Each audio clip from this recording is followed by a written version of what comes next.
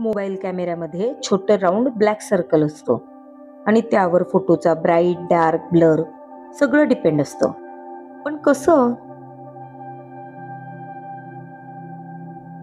त्या black सर्कलला aperture म्हणतात. Aperture मोठं असेल तर जास्त लाईट आत जाते, फोटो ब्राईट येतो आणि बॅकग्राऊंड ब्लर होतं, कारण फोकस डेप्थ कमी होते. ॲपर्चर छोटं असेल तर कमी लाईट पण जास्त भाग शार्प कॅप्चर होतो. DSLR मध्ये F नंबर म्हणजेच ॲपर्चर कंट्रोल असतो. म्हणून रात्री मोठा ॲपर्चर युजफुल असतं आणि डे लाईटमध्ये छोटा ॲपर्चर, कारण ते डिटेल्स कॅप्चर करतं. म्हणजेच एक छोटं ब्लॅक सर्कल फोटोचा कम्प्लीट मूड बदलून टाकतं.